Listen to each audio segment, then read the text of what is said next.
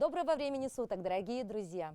Мы не перестаем удивляться тому, насколько богата наша родная республика. Наше богатство – это, конечно же, люди, это природа, это природные ресурсы. Ну а самое главное – это уникальная и самобытная культура народа Саха.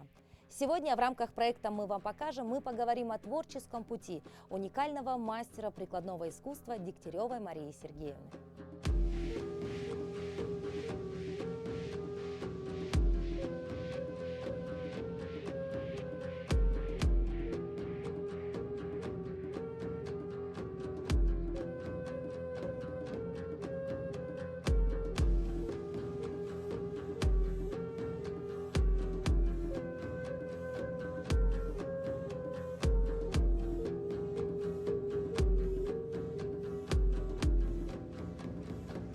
Знакомьтесь, Мария Сергеевна, человек, который уже более 30 лет отдает все свое свободное время любимому делу. Это прикладное искусство. И вокруг нас находятся работы именно ее рук. Мария Сергеевна, здравствуйте. Здравствуйте.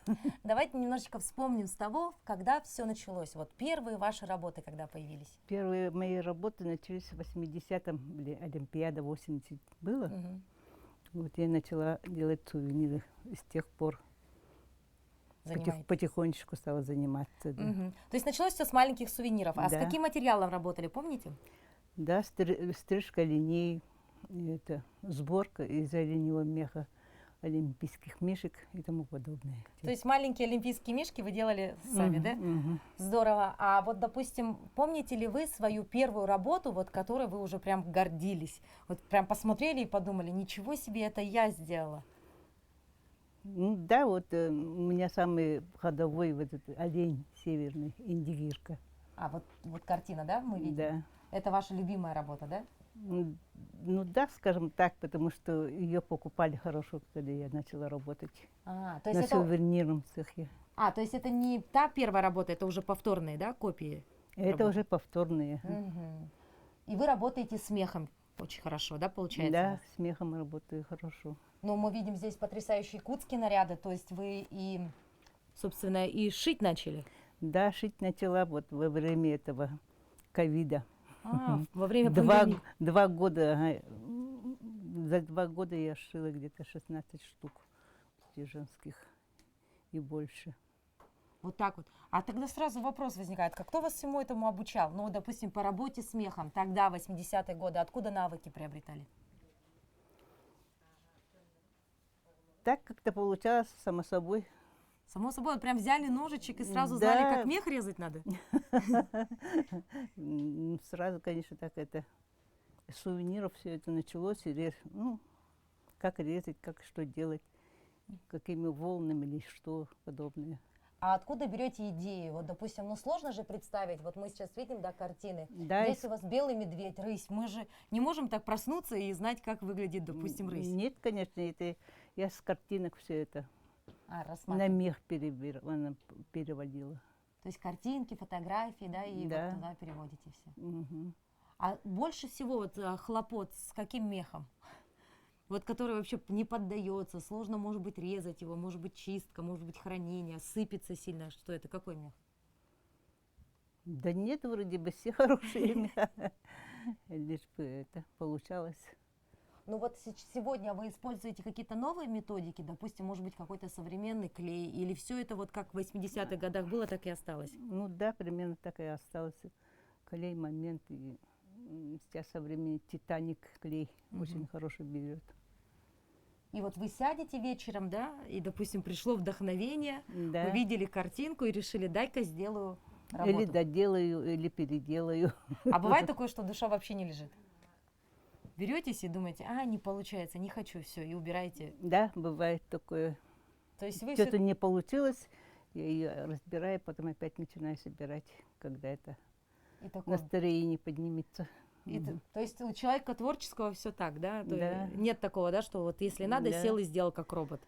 Да. Все равно душевно, да? Ну, Но мы вот видим и потрясающие якутские наряды, да, у вас.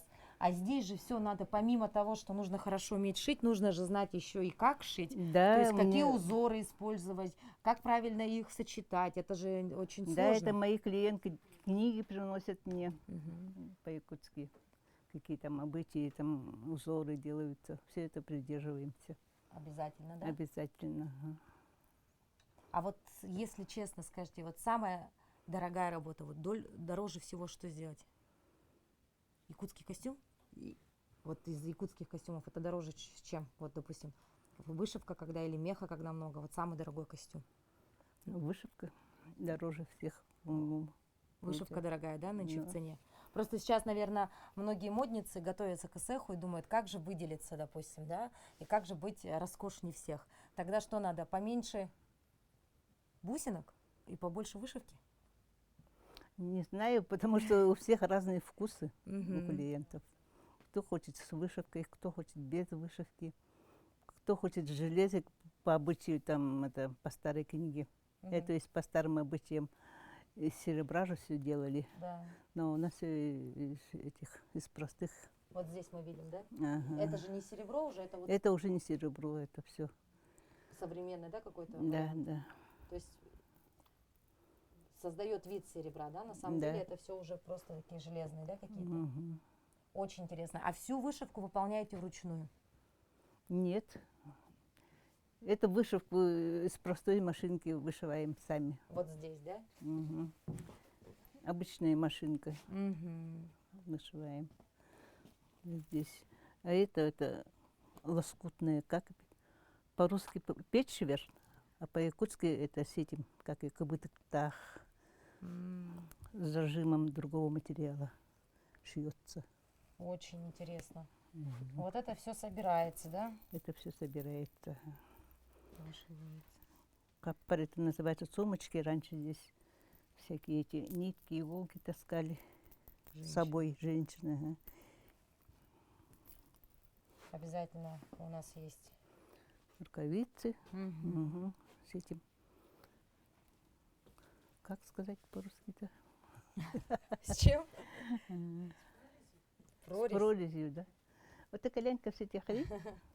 Да, хорошо. Но сегодня у вас уже такое, знаете, семейное, да, Да. увлечение, да, по вашим стопам пошли и ваши дети. Да, у меня единственная дочь. Она Мгм. очень хорошо шьет.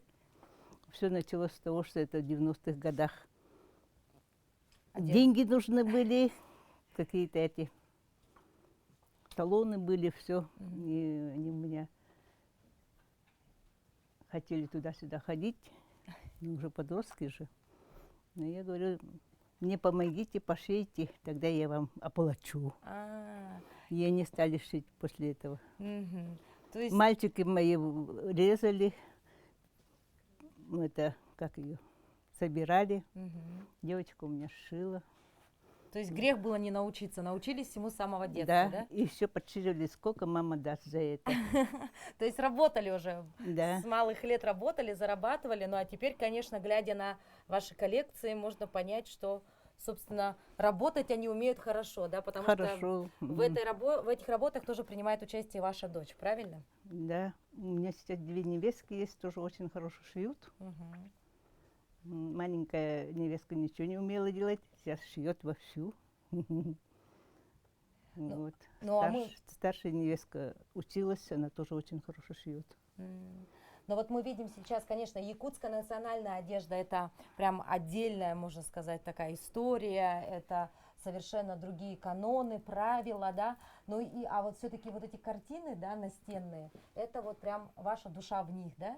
Да. Мы очень много видим, что вы используете именно северные мотивы, да, это Арктика, это северное сияние, да, и лес. Вот очень любите животных.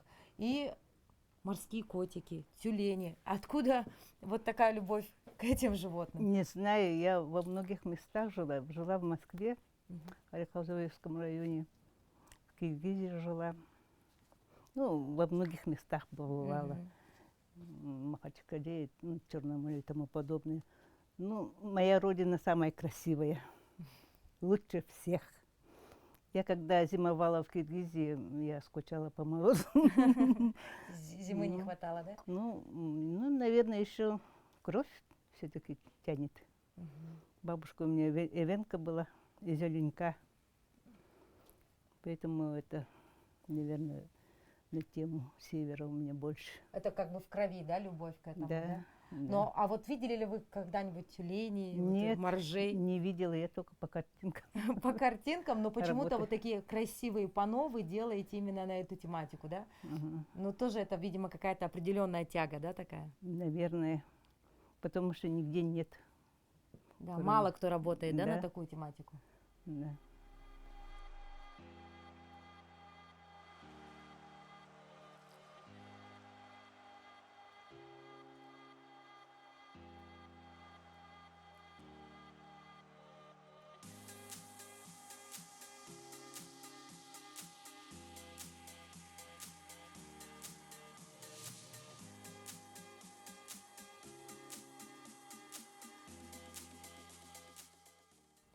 Одни из последних работ Марии Сергеевны – это вот эти два панно. Обратите внимание, что работы эти уникальные. Ну а в чем их уникальность, Мария Сергеевна, я думаю, расскажет сама. Мария Сергеевна, рассказывайте, что это за панно и как долго работали. Это аппликация сверху. То есть это определенная методика, да, ваша Да, такая, ага. метод. Ага, аппликация с вышивкой. Мгм. А это вышивка гладью, Ручная. ручная. Мгм. Это с детства, в детстве я вышивала когда-то. Мгм. А это рисунок из краски. То есть вы уже и красками работаете? Да. Всему научились за это время, да? Ну, А вот это лоскутное шитье, да? это лоскутное шитье. Ага. Очень красиво. Откуда брали вот именно сюжеты? Вот наверху мы видим оленей, солнце, здесь у нас Ну дети. да, это из песни Нарьян-Мар. Мгм. Словно солнце олени на рогах принесли день. Песни есть. Мгм. Ну это тундра, просторы Арктики. Мгм. Это тоже. А это кочевники тоже. Еще одно уникальное панно, которое сделала Мария Сергеевна, это вот эти красивые два белых медведя. Вот здесь мы видим полностью ручная вышивка гладью. Ну а это, конечно, все известное всем лоскутное шитье с кантированием. Достаточно сложная, очень кропотливая работа. И Мария Сергеевна потратила, конечно, на него не только свое время, но и терпение. Ну а самое главное, вложила именно в это панно всю свою любовь к родине. Мария Сергеевна, как и любой другой творческий человек, говорит, что определенных сроков изготовления ее работ нет. А ведь действительно, глядя на эту работу, кажется, что, возможно, она ее делала годами. На самом деле, иногда к ней приходит идея, и она может выполнить работу и за несколько недель, а иногда требуются и годы, потому что пропадает вдохновение, возможно, пропадают идеи, потом неожиданно она все достает из сундуков и продолжает работу. Ну а когда-то, конечно, с легкой руки и какой-то вот мимолетной идеей картина может появиться буквально за несколько недель. Как уже сказала Мария Сергеевна, огромную помощь в ее работе и вообще в ее семейном таком творчестве оказывают ее дети. Знакомьтесь, вот ее дочка Розалия, которая с самого детства практически ежедневно была свидетелем того, что творила мама, и, соответственно, у вас уже это было в крови, правильно? Да. Розалия, ну расскажите немножко, мама у вас человек скромный, да, мало рассказывает, не любит, так сказать, восхвалять свои работы, ну а вы, собственно, как ребенок, наверное, подробнее расскажете, вот чем живет сегодня ваша мама, да, вот это мастерство ее, вы все-таки думаете, это что-то приобретенное или это всегда в ней было? Скорее всего, всегда у нее это было, потому что у нас даже в доме, у нее, то есть у них в доме всегда все как-то необычно, не как в обычных сельских домах, а там стены бирюзового цвета, лепнина и все такое в стиле барокко. То есть, да, вот даже так вот, да? Любит она, да, вот Да. экспериментировать, да? Эксперимент. Но сегодня мы находимся в выставочном зале, где выставлены работы, да. Необходимо отметить, что это не для продажи, да, это работы уже, которые были шиты специально под заказ, да, но сегодня они стоят здесь в выставочном зале для того, чтобы люди могли полюбоваться этой красотой, да. Мы смотрим, что по одежде, собственно, мама в основном идет по классическим, да, каким-то образом. Это вот национальная одежда, собственно, в ее таком исходном состоянии, да. Мы вот поговорим, давайте с вами подробнее о работах, да, но вообще, насколько сложно сейчас сохранить культуру вот, народа Саха и передать ее в национальной одежде? Особо сложности нету, так как она изучает по книгам историю якутов. И заказчики в основном уже приходят со своими идеями, пожеланиями. И вот. Какой материал вот использует зачастую мама? Мы видим, от работы есть здесь из чего? Здесь искусственная замша, натуральная кожа, бляшки пластмассовые. Но это стилизованно и как бы на сцену одевается. Это Поэтому для выступления, да? для каких-то? выступления, ага. Очень кропотливая работа, да, здесь вот каждый, да, сантиметр, Ага, грубо говоря, каждый- нужно было обработать. Каждая бляшка прошита вручную, Мгм. каждый бисер.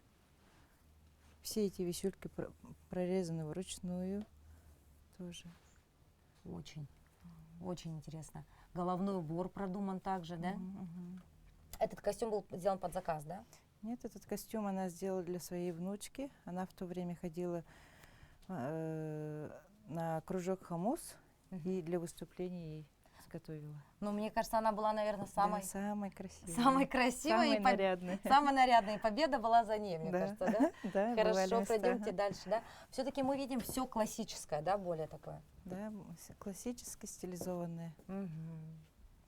Вышки очень много, да? Ага, вышивки изготавливаются из парчи, все вручную. Она сначала рисует эскиз, к нему потом рисует узоры вручную, ну, сама уже придумывает, и вырезаем из парчи и прошиваем зигзагом. И Как каждый сложно. узор сам есть прошивается зигзагом. Невооруженным взглядом можно было бы понять, что это просто как приклеено, да, вот Да. готовые сейчас очень много продают, да, Да. приклеили и забыли. На самом деле это все вырезано, еще и строчкой Прошито. прошито. Мгм. Очень интересно. Вот здесь мы видим такие более современные элементы, так сказать, дизайна, да, это... Это что такое? шарфы. Мгм. Это шарфы. Изначально такие изготавливали у Августины Николаевны Филипповой. Мгм. И вот клиенты захотели тоже, как у нее Мгм. изделия, заказали.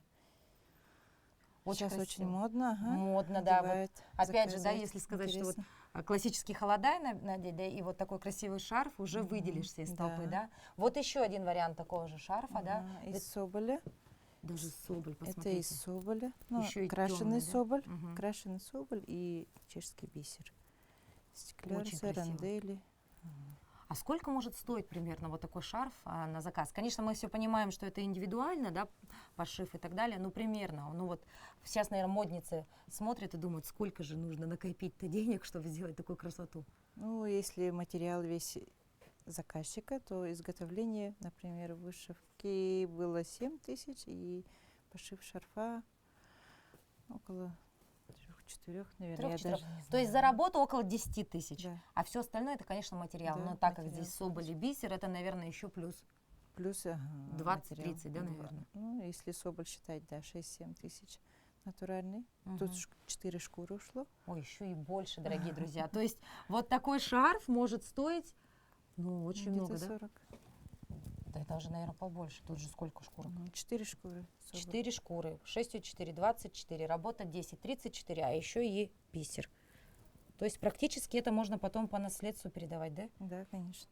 Это может быть семейным достоянием. Очень красиво. Хорошо, идем дальше. А вот все-таки по работе с картинами. Давайте поговорим с вами о том, как мама создает эти картины, да? Потому что здесь, как она и говорит, что у нее прям там душа, да, в этих картинах. Мгм.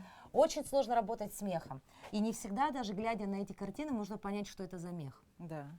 Вот если возьмем, допустим, вот эту картину, да, здесь какой мех использован? Так, тут использован мех коровы и оленя. То есть это вот так все обрезается. Да. Продаются шкуры оленя, стриженного уже.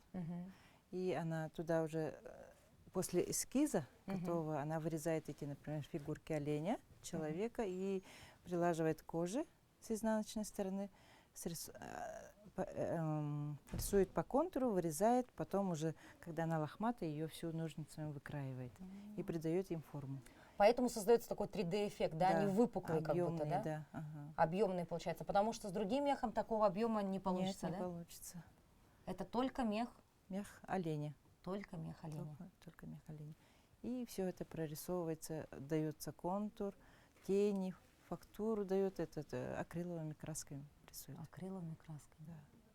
А основа вот этот вот светлая, это корова. Это корова. Корова. Очень интересно. Белый медведь, вот эта красивая картина, это все Это она вся из коровы. вся из коровы.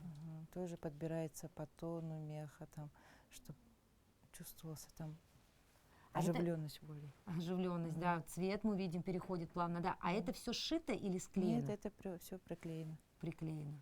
Методом есть- аппликации. Метод аппликации это Да. называется. Очень интересно. Вот картина «Рысь» это тоже метод аппликации, да, мы Аппликации, видим. но тут работа помельче будет. Каждые эти черные точечки, это все маленькие кусочки меха. А, я думала, это краска, просто Нет, это не кисточкой краска. сделали. Это не краска. Это не краска, это мех. То есть туда вставляли, да, так? Да. Кропотливо очень работа. Ну и вот эти большие картины, про которые рассказывала ваша мама, да, вот эти панно. Это все кажется, как будто это ковер, да? На самом деле это все ткань, да? Это из сукна сделаны. Мгм. Тоже Камни это что у нас? камни это из кожи, из замши, тоже прожженные на сковородке, и чтобы придать объем камням. То есть если прожигается, то То с края все сжигается и как бы стягивает. И Получается как будто- выпуклость, да? Да, выпуклость получается. Мгм. А сами наши моржи? Сами моржи из оленя тоже так же, техника такая же, все нарисовывается, выкраивается, стрижется. Тут очень много пыли выходит после стрижки. Она каждый раз после нее пылесосится и все пылесосит кругом дома. Пыль стоит столбом, да, Да, потому да. что это мелкая вот эта, Да. да. Шерсть разлетается, наверное, еще и аллергии не надо, да, не иметь. И вот здесь внизу висюльки это кожа. Это бахрома из кожи. Кожа. Тоже. Вот это панно она делала для себя или это на заказ? Ну, она делала в основном для выставки, для себя. Мгм. Ну, в дальнейшем, если вдохновение у нее будет второй раз повторит, Ага. то может и на продажу будет. Ну, надо ждать вдохновения, Да. да? Так. И вот здесь еще картина, тоже же в этой же технике, правильно? Да. Тоже вырезаем. Тоже вырезаем, но это одни из первых работ до вот этих оленей и моржей, Мгм. тюленей. Сколько лет этому панно уже? Ну, этому, наверное, 10 уже есть. А как ухаживать за такими вот картинами? Сразу возникает вопрос, но если 10 лет, а мы видим его практически в идеальном состоянии, да, значит, у него есть хозяйка у этого Мгм. панно, да, следят как? Стирать, наверное, Нет, нельзя. стирать нельзя. Ну, влажной тряпочкой можно протереть, Мгм. пропылесосить. И обязательно, чтобы от моли побрызгать Мгм. мех. Здесь мы видим семейное, да, Мгм. такой мужской Мужской и наряд женский. и женский наряд. Мгм. А вот вышивки зигзагом на обычной бытовой машинке прошивается. Там 3 цвета ниток, и все это каждый раз менять нитки нужно. То есть А- это вот зигзагом и очень-очень много-много-много-много. Тут же прям, можно сказать, наверное, километры нити. Да, много. Ага. И края прошиваются обычной ниткой, тоже вручную все. Ну вот интересно, да, вот можно же было просто взять, допустим, да, и готовые узоры пришить, да? Нет, все же тут вручную сделано, да? Это вот на веки века, наверное, Да. да? На всю жизнь, так сказать. Можно, на всю жизнь наследство оставить даже. Дорогие друзья, вот таким был наш очередной выпуск, мы вам покажем. Напоминаю, что выставка Дегтярева Марии Сергеевны продлится до 10 мая по адресу Аржакова, 6, выставочный зал «Семях». Придите, посмотрите, вдохновитесь, восхититесь, ведь именно такие работы народных мастеров позволяют нам еще раз восхититься тем, что мы живем на замечательной земле Аланхо, и наша культура богата и уникальна.